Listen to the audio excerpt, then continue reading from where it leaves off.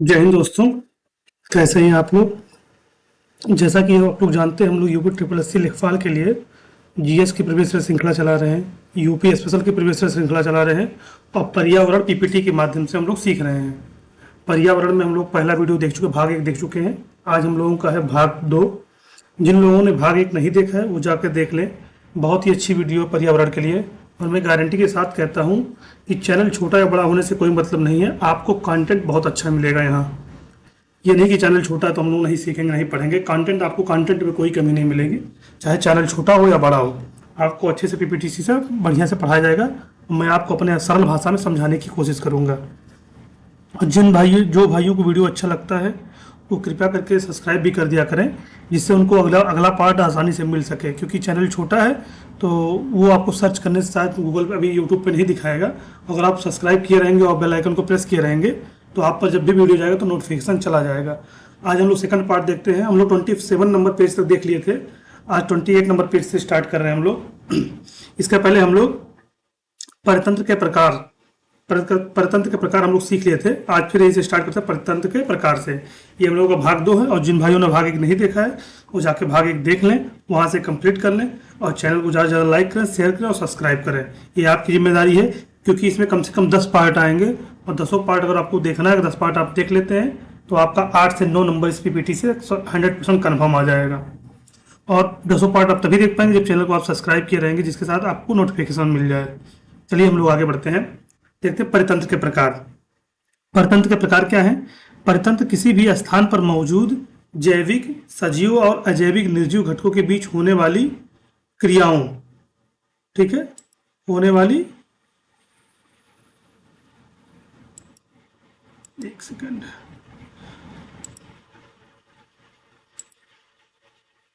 हाँ अब से शुरू करते हैं। क्या दिया है। जो परितंत्र है किसी भी स्थान पर मौजूद जैविक, सजीव इसे बायोटिक कहते हैं और अजैविक इसे अबायोटिक कहते हैं, निर्जीव घटकों के बीच होने वाली अंतःक्रियाओं का एक सम्मिलित रूप है। परतंत्र किसे कहते हैं। जो सजीव और निर्जीव आपस में क्रिया करें। जैसे आप सजीव हैं, आप पानी को पीते हैं, पानी निर्जीव है, तो दोनों आपस में क्रिया कर रहे हैं ना, आपको जीने के लिए पानी की आवश्यकता है ना, बस वही परितंत्र हो गया। जैसे एक पौधा है, वो सूर्य का प्रकाश ले रहा है, पौधा जीवित है तो सजीव में आ गया, बायोटिक कंपोनेंट है। और जो सूर्य का प्रकाश है वो मृत है, अजैविक है, तो अबायोटिक कंपोनेंट आ गया।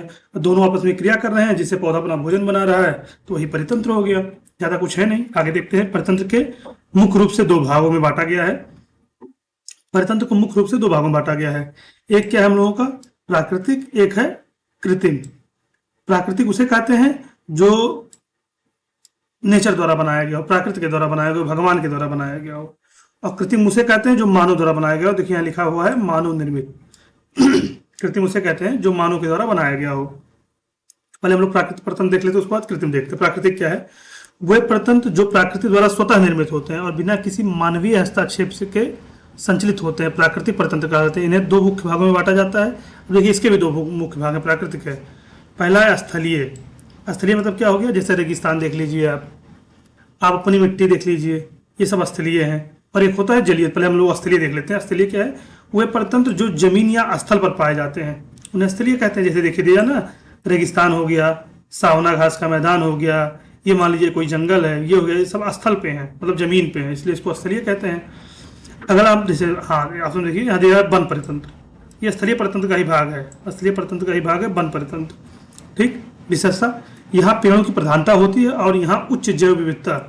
जैव विविधता कैसे किसे कहते हैं, उस दिन हमने आपको बताया था कि जहाँ प्राणी पाए जाते हों, जहाँ जीवित या निर्जीव सजीव प्राणी सब आपस में मिलकर क्रिया करते हों, उसे जैव विविधता कहते हैं।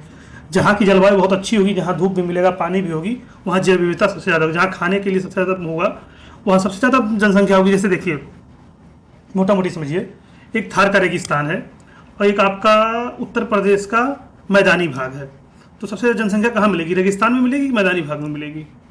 जाहिर सी बात है मैदानी भाग में मिलेगी। और मैदानी भाग में क्यों मिलेगी, क्योंकि यहाँ उनके रहने सहने के अलावा यहाँ की जलवायु ऐसी है, यहाँ उनके खान पान के लिए आपको फसलें मिलती हैं, पौधे मिल जाते हैं। और रेगिस्तान में क्या मिलेगा आपको, बालू और कटीली झाड़ियाँ, उससे आप जीवित रह पाएंगे, पानी भी नहीं मिलेगा आपको। तो जहाँ की प्रकृति अच्छी होती है, मतलब जहाँ की जो विशेषता जैव विविधता, वहीं जैव विविधता अधिक होती है। जहाँ की जलवायु अच्छी होती है, वहाँ की वन अच्छे होते हैं या मौसम अच्छा होता है, वहाँ जैव विविधता अधिक पाई जाती है। तो वही बताया वन फॉरेस्ट में, यहाँ जैव विविधता वाला क्षेत्र, यहाँ विभिन्न प्रकार के जीव जंतु, पक्षी और सूक्ष्मजीवी पाए जाते हैं। उदाहरण उष्णकटिबंधीय वर्षा वन। अब ये जब उष्णकटिबंधीय दे दिया और वर्षा वन दे दिया, मतलब यहाँ बरसात अच्छी होती है, धूप अच्छा मिलता है, तो यहाँ जो जैव विविधता ज़्यादा पाया जाएगा। शीतोष्ण वन हो गया, शंकुधारी वन हो गया। आगे देखते हैं घास के मैदान। घास के मैदान क्या हो गया, यहाँ दूर दूर से घास फैली होती है और बड़े बड़े पेड़ बहुत कम होते हैं। उदाहरण अफ्रीका व सवाना, उत्तरी अमेरिका पेरियर और अर्जेंटीना का कम्पास। अब देखिए जहाँ घास का वन होगा वहाँ जो जीव घास पे जीवित है, जो घास खा के अपना गुजारा करते हैं, वो ज़्यादा पाए जाएंगे। अगर वो ज़्यादा पाए जाएंगे तो उनका शिकार करने वाले भी ज़्यादा पाए जाएंगे। जो घास का मैदान है यहाँ जैव विविधता और ज़्यादा होती है। जैसे मान लीजिए कोई घास का मैदान है, घास कौन खाता है, हिरण हो गया, बकरी हो गई, नीलगाय होगी, सब घास खाते हैं। तब ये जब ज़्यादा मात्रा में पाए जाएंगे तो वहाँ शेर भी पाए जाएंगे, क्योंकि उनका भोजन कौन है, ये है, क्योंकि वो प्राथमिक उपभोक्ता हो गए। तो आपके जो शीर्ष उपभोक्ता हो शेर हैं, जंगली जानवर हैं, तो वो खाते हैं इनको, तो इसलिए वहाँ जैव विविधता ज़्यादा पाई जाती है घास के मैदान पे। आगे देखते हैं। अब देखिए दिया है मारुस्थल परितंत्र।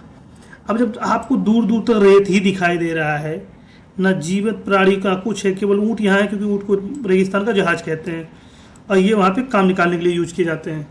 तो ये उसी अनुसार ढले हुए हैं, उसी प्रकृति के अनुसार ये ऊँट हैं, ढले हुए हैं, इसलिए वो पाए जाते हैं। ये नागफनी का पौधा देख लीजिए, कटीले पौधे वहाँ पाए जाते हैं, क्योंकि इन्हें कम वर्षा चाहिए। तो यहाँ जैव विविधता बहुत कम है, मारुस्थल में जैव विविधता बहुत कम होती है। देखिए अब देखिए विशेषता क्या है, यहाँ वर्षा बहुत कम होती है, तापमान बहुत अधिक होता है या बहुत कम होता है।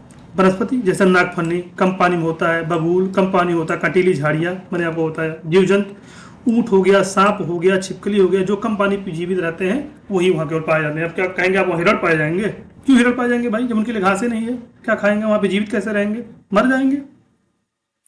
तो हिरण नहीं पाए जाएंगे। आगे देखते हैं हम लोग टुंडा परितंत्र। अब टुंडा किसे कहते हैं, टुंडा समझिए, आप लोग देख के तो समझ ही गएंगे टुंडा किसे कहते हैं। ये ग्लेशियर होता है, जहाँ ज़्यादा बर्फबारी होती है उसे टुंडा प्रदेश कहते हैं। तो टुंडा प्रदेश है तो वहाँ हरी हरी घासें आपको मिलेंगी। बर्फ में हरी घासें होती हैं? नहीं होती हैं, लेकिन वहाँ के जो जीव जंतु हैं वो उसी परितंत्र में ढले मिलेंगे। आपको मोटी चमड़ी वाले जीव जंतु मिलेंगे, लंबे लंबे बालों वाले जीव जंतु मिलेंगे।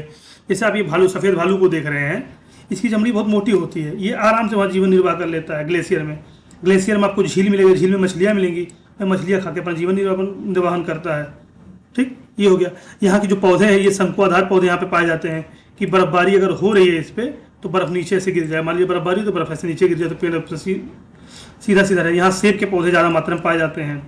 सेब क्यों पाया जाता है, क्योंकि सेब शंकुआधारी वृक्ष होते हैं और सेब ठंडे मौसम में उगता है। तो जिस तरह की जलवायु होती है, जिस तरह का मौसम होता है, उसी तरह के वहाँ पौधे और जानवर पाए जाते हैं। आगे देखिए जलीय परतंत्र। अब दूसरा हम लोगों का, अब इधर स्थलीय परतंत्र हम लोगों ने देखा, अब जलीय परतंत्र देखिए। जलीय परतंत्र क्या होता है, वे परतंत्र जो जल में पाए जाते हैं या पृथ्वी के सबसे बड़ा परतंत्र है, मतलब जल में जो पाए जाते हैं। जैसे वहाँ लवण पाया जाएगा, इकोसिस्टम बढ़िया है, वहाँ का अर्थ है। जैसे पहले देखिए हम लोग स्वच्छ जलीय परतंत्र, पहला क्या है, स्वच्छ जलीय परतंत्र या लवणीय जल, जिसमें नमक की मात्रा बहुत कम हो में पाया जाता है। अब नमक की मात्रा बहुत कम क्या समुद्र में पाई जाएगी, समुद्र में नमक की मात्रा बहुत ज़्यादा पाई जाती है। तो यह नदियों में होगा, झीलों में होगा, तालाबों में होगा। ठीक, अब देखिए एक होता है स्थिर जल परतंत्र, एक होता है बहते जल परतंत्र। स्थिर जल परतंत्र मतलब लेंटिक कहते हैं इसको, जो बहता है उसको लोक्टिक कहते हैं। याद रखिएगा, कभी लेंटिक और लोक्टिक देके पूछ लेता है तो आप लोग याद करिए, जो बहता है उसे लोक्टिक कहते हैं, जो नहीं बहता उसे लेंटिक कहते हैं। अब इसको कैसे याद करेंगे, जैसे लोक्टिक मतलब हो गया लोटा, क्या हो गया, लोटा, और लोटा से जब हम लोग जल गिराएंगे तो बहता हुआ जाएगा। और लेंटिक हो गया, लेंटिक लीजिए कोई छोटा चीज़ मान लीजिए, उससे बहुत कम जल रहेगा, गिराएंगे तो स्थिर जल ज़्यादा दूर तक जाएगा नहीं। और लोक्टिक में लोटे में जल ज़्यादा आता है तो उसको गिराएंगे तो बहेगा। तो लोक्टिक मतलब होता है बहता हुआ जल और लेंटिक मतलब होता है ठहरा हुआ जल।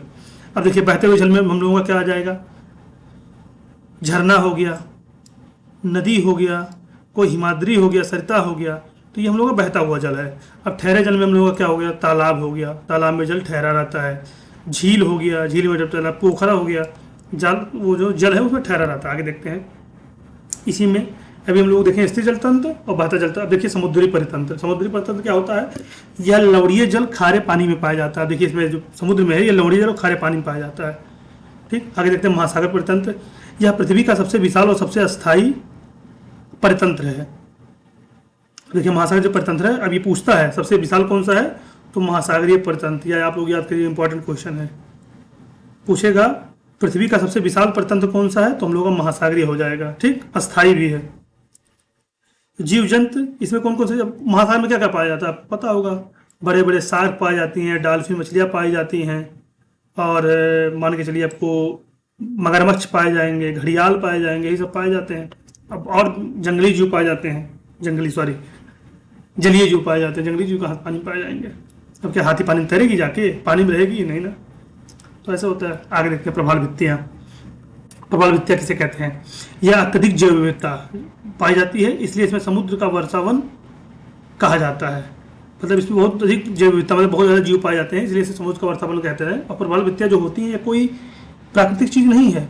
यहाँ कोई मछली होती है, उसका नाम हमको याद नहीं आ रहा है, उसी के कंकाल से बनता है, तो उसी में बहुत ज़्यादा जीव अपना निवास करने लगते हैं। अभी आगे देखिए लिखा होगा संरचना। हाँ, यह प्रवाल नामक छोटे समुद्री, देखिए प्रवाल नामक छोटे समुद्री जीवों द्वारा बनाए गए कैल्शियम कार्बोनेट के कंकाल, देखिए कंकाल से है ना, कंकाल से बनता है। तो यहाँ जब कंकाल से बनाते हो तो ऐसा आकार बन जाता है कि यहाँ अच्छे अच्छे घास उगाते हैं, वो जलीय जीव, छोटे छोटे मछलियाँ, छोटे छोटे जो वो होते हैं, क्या कहते हैं हम लोग, कछुआ, कछुआ बोलते हैं ना, कछुआ यहाँ सब निवास करने लगते हैं। तो एक पूरा माहौल बहुत अच्छा बन जाता है, इसलिए जैव विविधता यहाँ ज़्यादा पाई जाती है। यहाँ शिकार बहुत कम होता है, इसलिए जैव विविधता ज़्यादा पाई जाती है। जैसे ऑस्ट्रेलिया की ग्रेट बैरियर, याद करिएगा, ऑस्ट्रेलिया की ग्रेट बैरियर रीफ इसका सबसे बड़ा उदाहरण है, इंपॉर्टेंट है। ऑस्ट्रेलिया की ग्रेट बैरियर रीफ इसका सबसे बड़ा उदाहरण है। अब देखिए ज्वारनद मुख परितंत्र है। अब मैं जिसको बता रहा हूँ अपने लैंग्वेज में उसको देखिए, आप नीचे मत जाइए। ज्वारनद किसे कहते हैं? जब नदियाँ पहाड़ों से निकलती हैं तो ये युवा अवस्था में होती हैं, युवा अवस्था में होती हैं तो बहुत तेज़ी के साथ नीचे भगती हैं। और जब ये नीचे भगती जाती हैं तो एक समय ऐसा आता है जब ये इनको ढलान नहीं मिल पाता है। नदियाँ ढलान पे तेज़ी होती हैं, इनको ढलान नहीं मिल पाता है। तो जब ढलान नहीं मिल पाता तो इनकी जो बहाव होती है वो काफ़ी कम हो जाती है। जब इनका बहाव कम हो जाता है तो ये क्या करती हैं, अब इनको नदियाँ, आप लोग जानते हैं नदियाँ जाके कहीं ना कहीं या तो नदी से मिलेगी या तो समुद्र में जाके गिर जाएगी। तो जो नदियाँ होती है, जैसे मान लीजिए गंगा नदी है, अब गंगोत्री से निकली तो निकलते निकलते जब ये गंगा नदी निकली गंगोत्री से तो ये काफ़ी ढलान हो पाई, और ढलान पाते पाते नीचे जाते जाते खूब तेज़ी से गई अपनी युवा अवस्था में।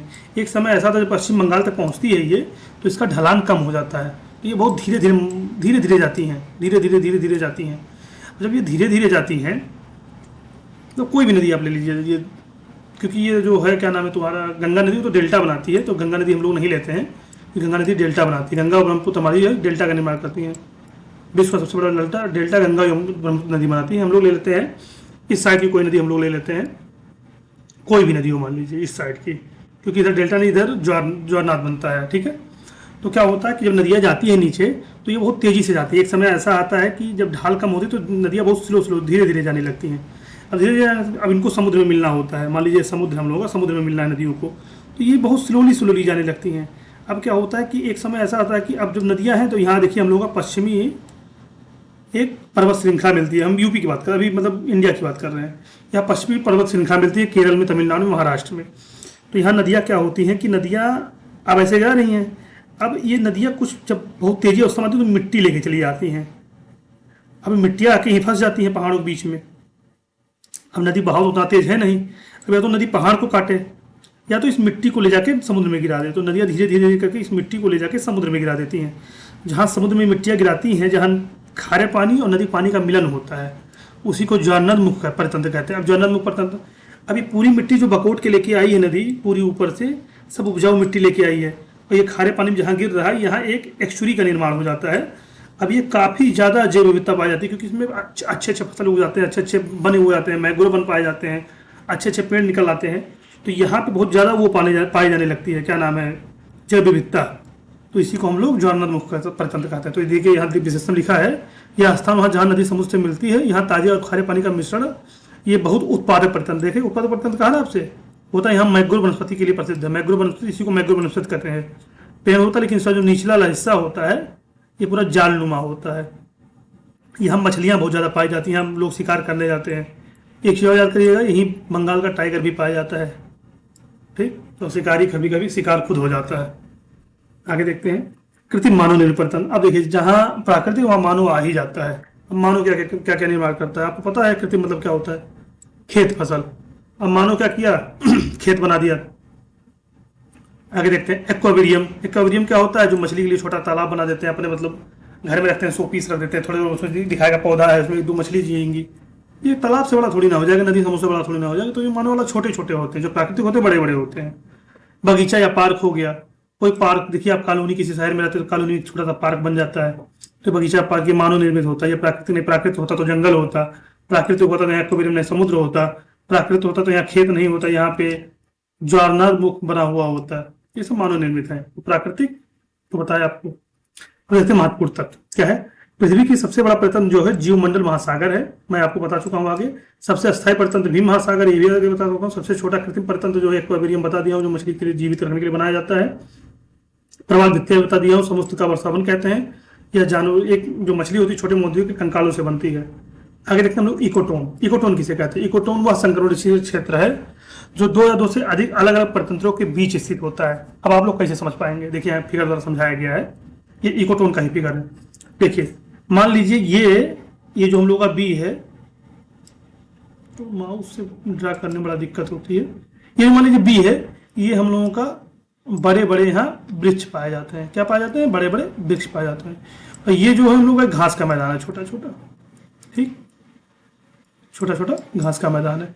तो एक समय ऐसा आएगा इन दोनों में जो कॉमन चीज होगी, ये चीजें जो चीजें कॉमन है, ये यहाँ पे, यहाँ हम लोग का घास भी पाया जाएगा और यहाँ बड़े बड़े वृक्ष भी पाए जाएंगे, दोनों पाए जाएंगे।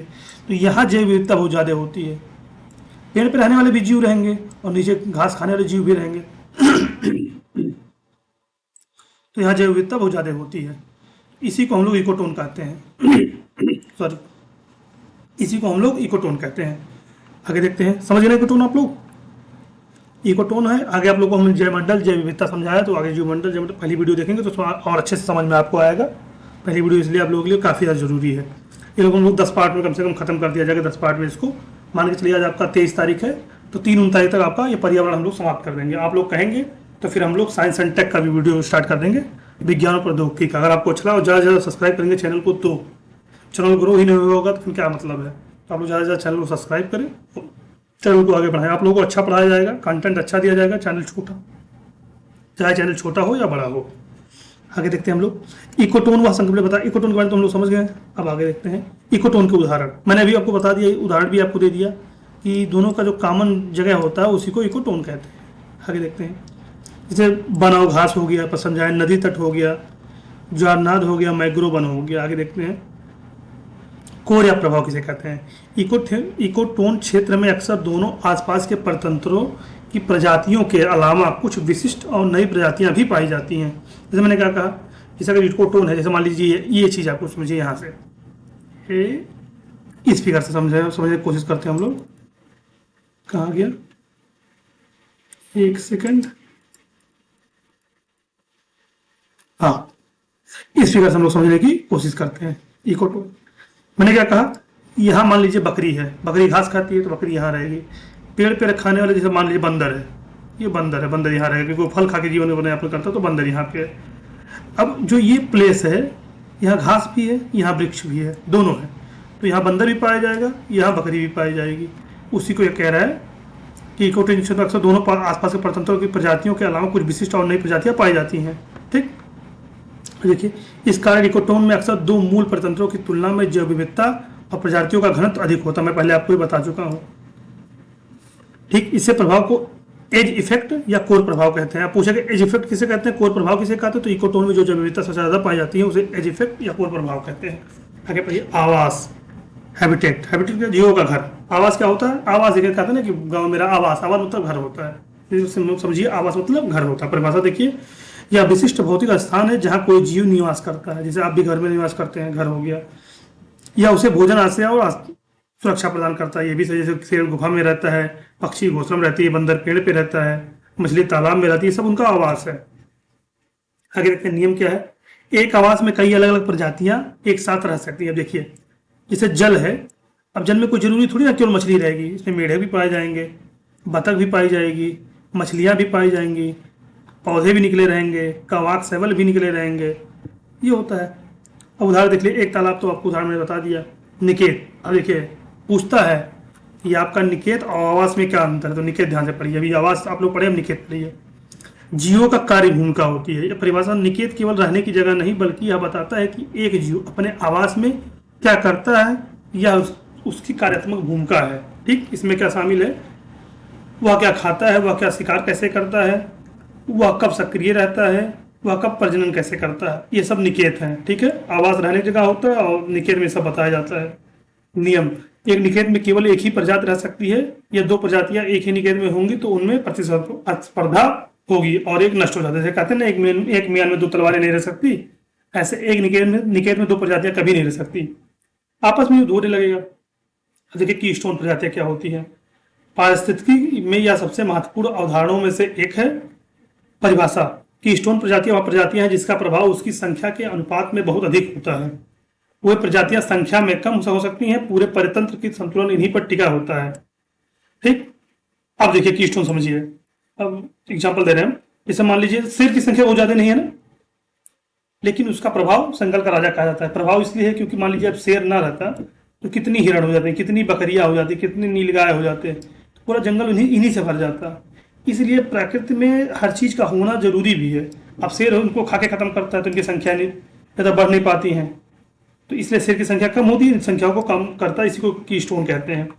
ये कीस्टोन प्रजातियों को परतंत्र से हटा दिया जाए तो अपरतंत्र नष्ट हो सकता है। देखिए लिखा है नष्ट हो सकता है, बहुत बुरी तरह से बदल सकता है। ये देखिए शेर, अब शेर ना रहता तो हिरण कितनी ज्यादा हो जाती।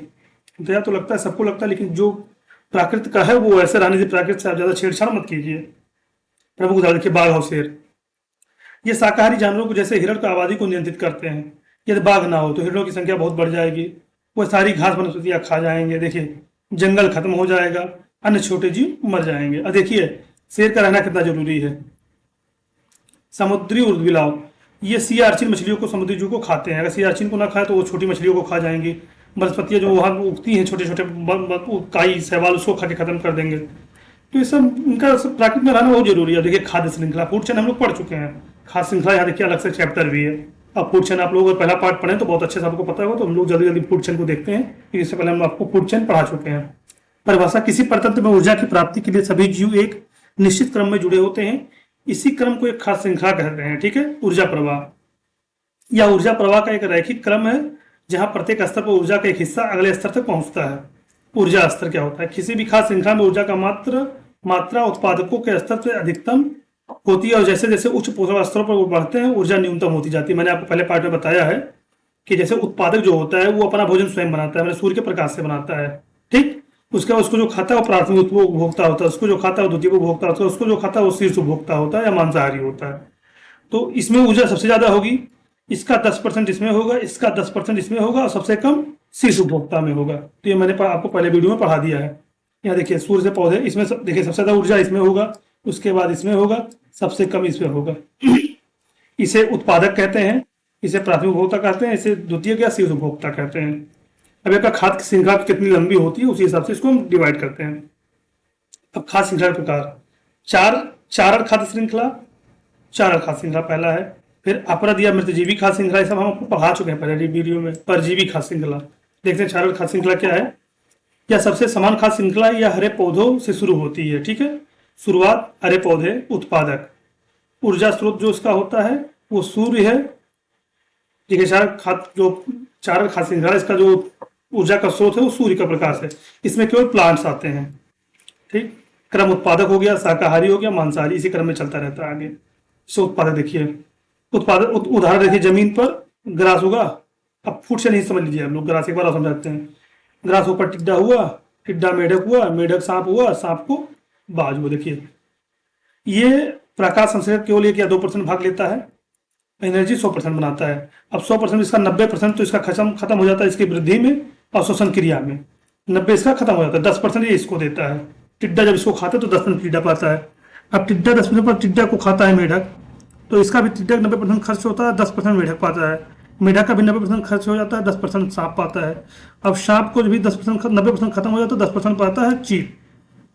तो यहाँ तक पहुँचते पहुँचते ऊर्जा इतनी कम हो जाती है कि इसका कोई प्राकृतिक शिकारी नहीं होता है, और इसको खा के कोई जीवित भी नहीं रह सकता है। इसलिए इसका कोई प्राकृतिक शिकारी आज तक नहीं है बाज का। ऐसे यहाँ देखिए प्राकृतिक शिकारी शेर का भी कोई नहीं है। इसमें ऊर्जा सबसे कम होती है, इसमें ऊर्जा सबसे कम होती है, इसमें भी सबसे कम ऊर्जा होगी, और सबसे ज़्यादा ऊर्जा ग्रास में होगा, यहाँ होगा, यहाँ होगा, इससे ज़्यादा ऊर्जा होती है। ठीक है, पानी में देख लीजिए, पहले क्या हम लोगों का पानी, ठीक, ये शैवाल हो गए छोटे छोटे, इसको छोटे छोटे कीट खाते हैं, छोटे छोटे कीट को छोटी मछलियाँ खाती है, छोटी मछली को बड़ी मछली खाती है। सबसे ज़्यादा ऊर्जा इसमें होगा, सबसे कम ऊर्जा इसमें होगा। ठीक, ये सबसे ज़्यादा ऊर्जा वाला है, ये सबसे कम ऊर्जा वाला है। आगे देखते हैं अपरत मृतजीवी खाद्य श्रृंखला, मैंने आपको ये भी पढ़ा दिया है, एक बार फिर से देख लेते हैं। यह श्रृंखला मरे हुए सड़े गले पदार्थों से शुरू होती है। अपरत किसे कहते हैं? जो पदार्थों को, मरे सड़े गले पदार्थों को खाते हैं, खा के तोड़ते हैं, तोड़ के मिट्टी में मिलाते हैं, उसे अपरत कहते हैं। मृतजीवी किसे कहते हैं या खाद्य पूट किसे कहते हैं? वो पौधों पे जो होता है एक केमिकल छोड़ते हैं, केमिकल छोड़ के उसको सड़ा देते हैं, इसे अजैविक भी कहते हैं। ठीक है, देखते हैं। यह श्रृंखला को मरे सड़े पदार्थों से शुरू होती है। शुरुआत मृत जैविक पदार्थ जैसे सूखी पत्तियां, मृत जानवर, मृत जैविक पदार्थ जैसे सूखी पत्तियां, मृत जानवर, उपभोक्ता इन्हें अपरभक्षी कहते हैं। उदाहरण केचुआ हो गया, दीमक हो गया, बैक्टीरिया हो गई, कमक हो गया, चींटी हो गई। ऊर्जा स्रोत या सूर्य पर निर्भर नहीं होते, या मरे हुए जीवों को बची ऊर्जा का उपयोग करते बताया आपको हमने। उदाहरण देख लीजिए, पत्ती मान लीजिए टूटा, नीचे गिरा, धीरे धीरे सड़ा। सड़ा कैसे? तो कुछ तो इसे केचुआ खा के तोड़े, कुछ इस पर कवक अपना केमिकल छोड़ दिए, सड़ा, फिर से केचुआ, देखिए केचुआ आ गया, पक्षी ब्लड आ गया, फिर बाज ले, कीड़ों को बच्ची बाज ने खाया। देखिए पत्ती को कीड़े ने खाया, कीड़े को केचुआ खाया, अब केचुआ को जो है आपका पक्षी खाएगा, पक्षी ब्लड में छोटे पक्षी खाएंगे, छोटे पक्षी को बाज खा जाएगा। इनका कोई प्राकृतिक शिकारी होता नहीं, मैंने आपको बताया है। परजीवी खाद्य श्रृंखला या चावल खाद्य श्रृंखला की एक अलग रूप है, लेकिन इसमें ऊर्जा बड़े जीव से छोटे जीव की तरफ होती है। ठीक, देखिए एक बड़े जीव में जैसे पेड़ या जानवर, एक पेड़ बड़े जीव जैसे पेड़ या जानवर हो गया, प्रवाह बड़ा जीव, परजीवी और छोटा जीव, ऐसा होता है। जैसे मान लीजिए क्या होता है, गाय है। अब गाय के शरीर में आप लोग नाम सुने होंगे, कीड़े लग जाते हैं। कीड़े मतलब कौन सा कीड़ा? आप लोग नाम सुने होंगे, क्या नाम, लेकिन नाम नहीं याद आ रहा है। कीट बहुत ज़्यादा पर किलनी, हाँ, गायों में आम भाषा होती है किलनी। मान लीजिए गाय को किलनी लग गई है। अब इसमें सबसे ज़्यादा पाया जाता है पोषक तत्व। अब इससे कुछ ये खून इसके द्वारा किलनी चूसेगी। अब इस किलनी में परजीवी पाए जाते हैं, जो हम लोग नंगी आंखों से नहीं देख सकते, लेकिन माइक्रोस्कोप से हम लोग देख लेंगे। ये तो इसका कुछ भाग ये चूसते हैं, तो ये खाद्य श्रृंखला हो जाती है, परजीवी खाद्य श्रृंखला हो जाती है। आगे देखते हैं पिरामिड। इसमें संख्या का पिरामिड हमेशा उल्टा बनता है। उल्टा क्यों बनता है? क्योंकि बड़े जीवों से छोटे जीव में जाता है, इसलिए संख्या का पिरामिड जो हमेशा उल्टा बनता है। जैसे पेड़ हो गया, पेड़ पे पक्षी हो गए, पक्षी को जुए पड़ जाते हैं, टिप्सू पड़ जाते हैं, तो कीड़े पड़ जाते हैं, जो छोटे छोटे कीड़े होते हैं, टिकट बोलते हैं, ऐसे कुछ बोलते हैं। अब ये खाद्य श्रृंखला देखिए, परिभाषा, खाद्य जाल। खाद्य श्रृंखलाओं के परस्पर संबंध को खाद्य जाल कहते हैं। एक से अधिक खाद्य श्रृंखला मिलकर खाद्य जाल बनाती हैं। आगे देखते हैं निर्भरता किस पे है। यह दर्शाता है किसी परितंत्र में जीव केवल एक ही प्रकार के भोजन पर निर्भर नहीं होते हैं, बल्कि कई स्रोत से ऊर्जा प्राप्त करते हैं, कई स्रोतों से ऊर्जा प्राप्त करते हैं। आगे देखते हैं खाद्य जाल का महत्व, स्थिरता देखिए इसमें क्या है। खाद्य जाल परितंत्र का अधिक स्थिर बनाते हैं। यदि किसी एक खाद्य स्रोत में कमी आती है तो जीव वैकल्पिक भोजन स्रोत पर निर्भर रह सकते हैं। जैव विविधता, यह विभिन्न प्रजातियों के अस्तित्व को बनाए रखने में महत्वपूर्ण भूमिका निभाती है। ठीक, खाद्य जाल आप लोग समझना चाहें समझ लीजिए, ये अभी आगे आएगा, आप लोग समझ लिया जाएगा बड़ा फिगर देख कर। ठीक, जैव अवर्धन किसे कहते हैं? परिभाषा, जैव अवर्धन वह प्रक्रिया जिसमें खाद्य श्रृंखला के माध्यम से हानिकारक विषाक्त पदार्थ जैसे डीडीटी का छिड़काव होता है ना, की मात्रा एक पोषण स्तर में दूसरे पोषण स्तर तक बढ़ती जाती है। विपरीत प्रक्रिया, यह प्रक्रिया ऊर्जा प्रवाह के विपरीत होती है, जबकि ऊर्जा हर स्तर पर कम होती है। यह जहरीले पदार्थ प्रत्येक स्तर पर जमा होते हैं, जैसे किसी उपभोक्ताओं में इनकी सांद्रता सबसे अधिक पाई जाती है। ठीक, आगे देखते हैं जैव संरचना क्या होती है। जब कोई जहरीला पदार्थ किसी एक ही जीव के शरीर के समय के साथ इकट्ठा होता रहता है तो एक ही पोषण स्तर पर निर्भर हो जाता है। जब जहर खाद्य श्रृंखला में एक जीव दूसरे जीव पर बढ़ता जाता है। अवहन क्षमता क्या होती है? किसी विशेष पर्यावरण या आवास द्वारा संसाधनों, भोजन, पानी, आश्रय आदि को नष्ट किए बिना किसी प्रजाति की अधिकतम आबादी को अनिश्चित काल तक बनाए रखने की क्षमता को वहन क्षमता कहते हैं। मान लीजिए एक जंगल में इतनी घास और पानी है कि वहाँ केवल 100 हिरणों का पेट भर सकता, तो उस जंगल की हिरणों के लिए वहन क्षमता क्या है? 100 होगी। मतलब जितना वहाँ पे सुविधा है उतने ही प्राणी वहाँ निर्वाह कर सकते। जैसे मान लीजिए आपके पापा की आय इतनी है कि आप वो केवल अपने 2 बच्चों और आपकी मम्मी को पाल सकते हैं। मतलब मान लीजिए आपके 2 बच्चे हो गए, मम्मी हो गई 3 और पापा 4 लोगों का निर्वहन कर सकते हैं।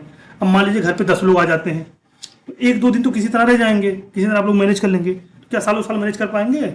भूखमरी का आड़ा आ जाएगा। भाई पापा की उतनी क्षमता नहीं कमाने की, जितना कमा रहे बेचारे, जितना कमा पा रहे उतना कमा रहे हैं। तो उसी तरह क्या कहा गया, तो यही हम लोगों की वहन क्षमता होगी। जो घर की वहन क्षमता 4 लोगों की जैसे है, ऐसे जंगल की वहन क्षमता, जितने जानवर हैं, जितनी घासें पेड़, उतनी वहन क्षमता होती है। आप लोग समझ गए होंगे वहन क्षमता। अब सीमित करने वाले कारक देखिए, भोजन, पानी, जगह, बीमारियां, शिकारियों की संख्या। तो जितने शिकारी की संख्या होगी, उतनी संख्या जो बेचारे खाते हैं उनकी होगी। बीमारियां जो होती हैं, बीमारियों से कुछ मरेंगे, कुछ शिकारी खा के मारेंगे, कुछ जगह पर प्रभाव पड़ेगा, कुछ पानी की कमी से मरेंगे, कुछ भोजन की कमी से मरेंगे। यही होता है सीमित क्षमता। ओवरशूट क्षमता करना, यदि किसी प्रजाति की आबादी वहन क्षमता की सीमा को पार कर जाती है, जैसे 100 की जगह 150 यूनिट हो जाए, तो पर्यावरण तेजी से क्षय होने लगता है। मैंने आपको बताया ना, परिवार में मान लीजिए अगर 10 दिन का खाना है, 10 दिन का खाना 10 लोगों के लिए है, 15 लोग आ जाएं तो वो खाना 6-7 दिन में खत्म हो जाएगा। जहाँ 10 दिन चल रहा हो 6-7 दिन चलेगा। ऐसे होता है, घास खत्म हो जाएगी और भुखमरी और बीमारी के कारण आबादी अचानक गिर जाएगी। यही मैंने आपको बताया। ग्राफ देखिए मान लीजिए यहाँ 2 जानवर हैं, अगर उनके बराबर उनको खाना दिया जाए तो ये आबादी ऐसे बढ़ती चली जाएगी। लेकिन एक समय ऐसा आएगा कि यहाँ जानवरों की संख्या बढ़ जाएगी, बस आबादी नीचे गिरने लगेगी। ठीक, आगे देखते हैं, पारिस्थितिक पदचिह्न देखते हैं।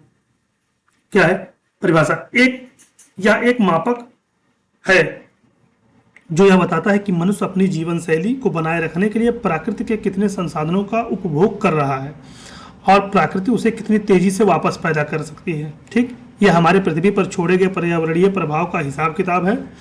आप जो खाना खाते हैं, जो कपड़ा आप पहनते हैं, वो वाहन चलाते हैं, उन सबको बनाने और आपके कचरे को सोखने के लिए पृथ्वी की कितनी जमीन और पानी की आवश्यकता है, यही आपका पदचिह्न है। अब इकाई देख लीजिए, इसे ग्लोबल हेक्टेयर में मापा जाता है। ठीक है, जैव क्षमता देख लीजिए, या पारिस्थितिक पदचिह्न का उल्टा होता है, या पृथ्वी की एक प्राकृतिक संसाधनों को फिर से पैदा करने के लिए क्षमता है। पारिस्थितिक घाटा देख लीजिए, जब हमारे पारिस्थितिक पदचिह्न पृथ्वी की जैव क्षमता से अधिक हो जाते हैं, यानी हम प्राकृतिक बनने वाले ज़्यादा तेजी से उसे खर्च कर रहे हैं, जैसे पारिस्थितिक घाटा कहते हैं। जैसे मान लीजिए आपकी आमदनी 100 रुपया है और खर्चा 150 रुपया है, तो फिर समझ जाइए घाटे में जाएंगे आप। वर्तमान की पूरी दुनिया पारिस्थितिक घाटे में चल रही है। अर्थ ओवरशूट क्या है? यह वह दिन होता है जब मनुष्य उस वर्ष के लिए प्राकृतिक द्वारा उत्पन्न किए गए सभी संसाधनों को खर्च कर चुका होता है। उदाहरण, यदि यह दिन 1 अगस्त का आता है तो उसका मतलब है कि हमने 7 महीने ही पूरे साल का प्राकृतिक बजट खत्म कर दिया है। ठीक, अब देखिए एनवेंड या स्थानिक प्रजातियां, इंपॉर्टेंट क्वेश्चन है ये, आप लोग ध्यान दीजिए। जो इंपॉर्टेंट लिखा है इंपॉर्टेंट क्वेश्चन। परिभाषा, प्रजातियां वे पौधे या जानवर होते हैं जो पृथ्वी पर केवल किसी एक विशिष्ट भौगोलिक क्षेत्र में ही पाए जाते हैं और प्राकृतिक रूप से दुनिया में कहीं और नहीं मिलते। जैसे कंगारू केवल ऑस्ट्रेलिया में प्राकृतिक रूप से पाए जाते हैं, इसलिए उसे ऑस्ट्रेलिया का एंडेमिक है। ठीक, कारण, ये प्रजातियां मुख्य रूप से भौगोलिक अलगाव के कारण विकसित होती हैं, जैसे कई द्वीप, ऊंचे पहाड़ या गहरी घाटियां। विलुप्त या खतरा, चूंकि ये केवल एक ही छोटे इलाके में पाए जाते हैं, इसलिए जलवायु परिवर्तन, शिकार या जंगल कटने पर इनके विलुप्त होने का खतरा सबसे ज्यादा होता है। अब मान लीजिए एक प्रकार के, अगर एक कुत्ता आप घर में लाए हैं, एक ही कुत्ता आपके घर में है, मान लीजिए उससे कोई बीमारी हो जाती है, मर जाता है, तो विलुप्त हो जाएगा ना, वो कुत्ता आपको फिर मिलेगा नहीं जो कुत्ता मर गया आपका। अब मान लीजिए आपके घर में 10 कुत्ते हैं, एक कुत्ता मरा तो आपके पास 9 कुत्ते बचेंगे। तो वही कह रहा है कि जो प्रजातियां एक जगह ही केवल पाई जाती हैं, वहां कोई महामारी फैलती है तो प्रजातियां के विलुप्त होने का चांस सबसे ज्यादा होता है। ठीक, जैव विविधता हॉटस्पॉट क्या होता है? किसी क्षेत्र में हॉटस्पॉट घोषित करने की सबसे बड़ी शर्त यह होती है कि वह बहुत अधिक मात्रा में एंडेमिक प्रजातियां पाई जाती हैं। सबसे ज्यादा प्रजातियां पाई जाएंगी तो उसे हॉटस्पॉट में घोषित कर देंगे। भारत की प्रमुख एंडेमिक प्रजातियों का उदाहरण इस प्रकार के हैं। शेर जैसी पूंछ वाला मकाक केवल पश्चिमी घाट में पाया जाता है। संगाई हिरण होता है जो केवल केबुल लामजाओ नेशनल पार्क, लोकटक झील पर मणिपुर में पाया जाता है। ठीक, नीलगिरी तहर जो होता है केवल नीलगिरी की पहाड़ियों पर पाया जाता है, तमिलनाडु केरल में है।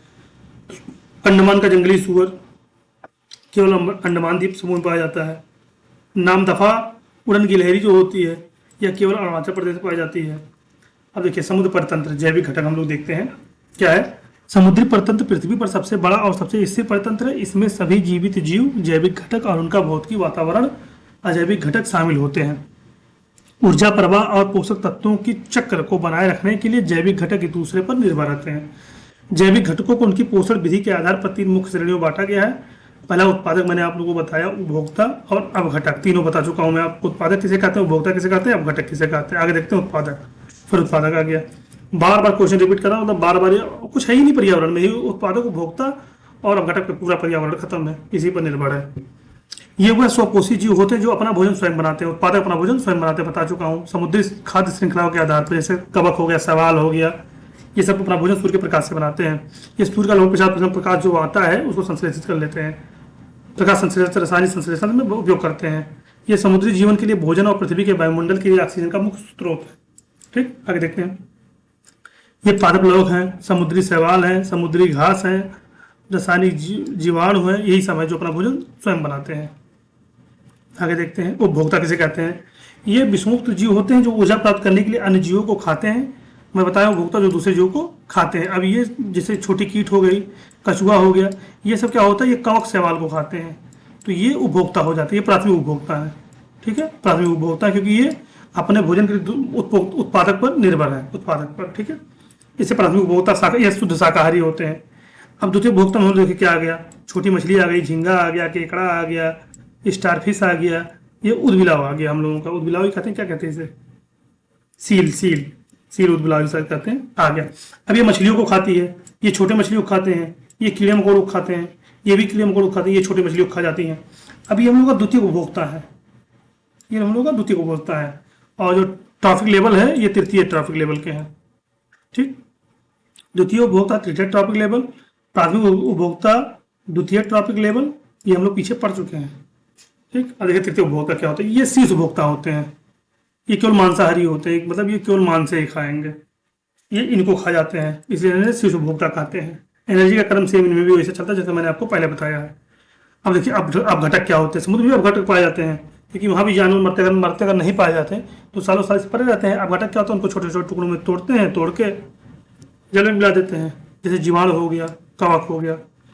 समुद्री परतंत्र में ऊर्जा का प्रवाह जो होता है, यौन खाद्य श्रृंखला देखिए, सूर्य से कवक बना, कवक से कवक को छोटे कीड़े खाए, छोटी मछली खाई, उससे बड़ी मछली खाई, उससे बड़ी सार्क खा गई। ये हम लोगों का क्रम देखिए, उत्पादक, प्राथमिक उपभोक्ता, द्वितीय उपभोक्ता, तृतीय उपभोक्ता और शीर्ष उपभोक्ता होते हैं। अब खाद्य श्रृंखला देखिए, पादप हो गया। अभी हम लोग देख क्या है, तो देखें प्राथमिक उपभोक्ता, द्वितीय उपभोक्ता, तृतीय उपभोक्ता और शीर्ष उपभोक्ता। जब पारिस्थितिक पिरामिड है तो चार्ल्स एल्टन ने 1927 में, याद रखिएगा, चार्ल्स एल्टन ने 1927 में पारिस्थितिक पिरामिड की अवधारणा दी थी। यह एक पारिस्थितिक तंत्र में विभिन्न पोषण स्तरों के बीच संबंध का एक आलेखी प्रतिनिधित्व है। ऊर्जा का पिरामिड देखिए, ऊर्जा का पिरामिड सेम जो लिंड्समैन का नियम मैंने आपको पीछे बताया था, सेम यहाँ भी फॉलो होता है जो ऊर्जा का पिरामिड होता है। क्योंकि यहाँ ये 100% पाते हैं, ये उसका 10% पाएंगे, ये उसका 10% पाएंगे, ये उसका 10% पाएंगे, बाकी सब ऊपर जाते जाते 10% से कम होता जाता है। तो पिछला नियम कुछ नया इसमें है नहीं। इसका कारण यह है कि प्रत्येक पोषण स्तर ऊर्जा का हस्तांतरण केवल 10% होता है, जबकि 90% ऊर्जा ऊष्मा के रूप में नष्ट हो जाती है। मैंने आपको पीछे बताया है, पहला वीडियो आप देखेंगे।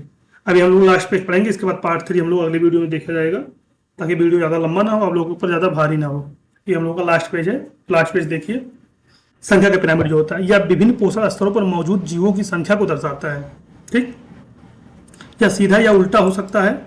सीधा पिरामिड, घास के मैदान जैसी स्थलीय परिस्थितिकी तंत्र में उत्पादकों की घास की संख्या सबसे अधिक होती है, फिर शाकाहारी की सबसे कम और मांसाहारी की मांसाहारियों की होती है, सबसे कम मांसाहारियों की होती है, शाकाहारियों की सबसे अधिक होती है। मैं आपको बताया हूँ, वही सेम चीज बार बार रिपीट करके आ रहा है। पिरामिड, उल्टा पिरामिड देखिए, फिर वही दिया है। यह एक प्रतंत्र, यह एक पेड़ प्रतंत्र या उल्टा होता है। यह एक बड़ा पेड़ संख्या कई पक्षियों को घर जो होता है, उन पक्षियों के परजीवी लाखों हो सकते हैं। मैंने आपको बताया कि पेड़ पे पक्षी रहते हैं, पक्षी में जू पड़े रहते हैं। तो सबसे बड़ा ये होगा, उससे छोटा ये हुई, उससे छोटा ये हुई, सबसे ज़्यादा इसको मिलेगा, इसका पक्षी मिलेगा, पक्षी बाद जू को मिलेगा। जैवभार का पिरामिड जो होता है, अब जैवभार का पिरामिड देखेंगे, या प्रत्येक पोषण स्तर पर मौजूद जीवों की कुल शुष्क भार को दर्शाता है, या सीधा या उल्टा हो सकता है जैवभार वाला। ठीक है, सीधा पिरामिड। अब सीधा पिरामिड हम लोग ऐसा बनेगा, घास प्राथमिक, द्वितीयक, तृतीयक और चतुर्थ। उल्टा पिरामिड ऐसे बनेगा, फैक्टोनोमा, फिर कवक, फिर छोटी मछली, बड़ी मछली। जलीय पारिस्थितिक तंत्र में यह उल्टा होता है। यहाँ फाइटोप्लैंक्टन उत्पादक का जैवभार बहुत कम होता है, ये छोटी मछलियों का भोजन देते हैं, इनका अधिक होता है। अंत में व्हेल या शार्क से उपभोक्ता का जैवभार अधिक होने लगता है। ठीक, हम लोगों का 40 पेज तक हो गया। अब 41 पेज से हम लोग आगे देखेंगे। टोटल हम लोगों का 100 पेज है, तो मान के चलिए अभी 5-6 वीडियो और लगेगा, जिसमें आपका पूरा पर्यावरण कंप्लीट हो जाएगा। बाकी आप जितने भी क्वेश्चन 10 क्वेश्चन आएंगे वो यहीं से फंसेंगे आपको, और कहीं से आपको बाहर पढ़ने की आवश्यकता नहीं है। मटेरियल तो आप लोगों को बहुत मिल जाएगा, लेकिन इससे अच्छा मटेरियल आपको मिलेगा नहीं, और जितने अच्छे मैं सरल लैंग्वेज में समझा रहा हूँ। फिर मैं कह रहा हूँ आप लोगों से, चैनल के छोटे या बड़े होने से कोई मतलब नहीं है। चैनल को छोटा या बड़ा आप ही लोग बनाते हैं। ठीक है, अभी आप लोग चाहेंगे तो मेरा चैनल बड़ा हो जाएगा, आप लोग नहीं चाहेंगे कभी तो मेरा चैनल छोटा ही रह जाएगा। आपको कंटेंट क्या मिल रहा है उससे मतलब होना चाहिए, कंटेंट कितना अच्छा मिल रहा है उससे मतलब होना चाहिए। और 2 पार्ट इसका हो गया है। हम लोग जीएस में एशियन हिस्ट्री और मॉडर्न हिस्ट्री देख चुके हैं। यूपी में 2-3 चैप्टर खत्म कर चुके हैं प्रीवियस ईयर का। और भी वीडियो है जो हमारे चैनल पर पड़े हुए हैं। तो आप लोग सभी वीडियो को देखिए और ज़्यादा ज़्यादा लाइक करिए, शेयर करिए और सब्सक्राइब करिए। आप लोग सब्सक्राइब इसलिए करिए, मेरे लिए मत करिए, अपने लिए करिए कि आपको नेक्स्ट पार्ट की जो वीडियो हो वो आपको जब समय से आए तो आपको मिल जाए, क्योंकि अब एग्जाम में आपका ज़्यादा समय है नहीं। बहुत चैनल को आप लोगों ने सब्सक्राइब किया है, एक चैनल इसको भी सब्सक्राइब करके देखिए। आपको फायदा ही होगा, नुकसान नहीं होगा इस चैनल से, और ज़्यादा से ज़्यादा फायदा होगा। तो चैनल को ज़्यादा से ज़्यादा सब्सक्राइब करिए। सब्सक्राइब इसलिए करेंगे और बेल आइकन को प्रेस कर देंगे तो जो नेक्स्ट पार्ट आएगा कल तो आपको उसका वीडियो मिल जाएगा। आपको आप जाएंगे तो आपको पास बेल आइकन रहेगा तो आपके पास नोटिफिकेशन चला जाएगा कि वीडियो आ गया है। और समय का न्यूट्राइज के मान के चले आपके पास टोटल मोटा मोटी 25 दिन, मान के चलिए 25 दिन बचा है। 25 दिन में आप जितना हो सके इतना चीज़ों को कवर करिए, हर चीज़ों को पढ़ के जाइए। मेरा तो ये है कि अभी मैं आपको ये खत्म कर दूं, उसके बाद मैं सोच रहा हूँ कि आप लोग विज्ञान और प्रौद्योगिकी भी आपको लोग पढ़ा दिया जाए। अगर चैनल आप ज़्यादा ग्रो करेगा या आप लोग ज़्यादा ज़्यादा देखेंगे तो हो सकता है कि मैं एक दिन में 2-2, 3-3 वीडियो, अभी एक वीडियो आ रहा है तो 2-2, 3-3 वीडियो लेके आऊँ, जिससे कि आप लोगों का सिलेबस और जल्दी कंप्लीट हो जाए। तो आप लोग केवल भैया देखिए मत, देखने के साथ साथ सब्सक्राइब करिए, लाइक करिए और ज़्यादा से ज़्यादा अपने भाइयों को शेयर करिए ताकि आपके भाई को भी बेनिफिट हो। बहुत बहुत धन्यवाद।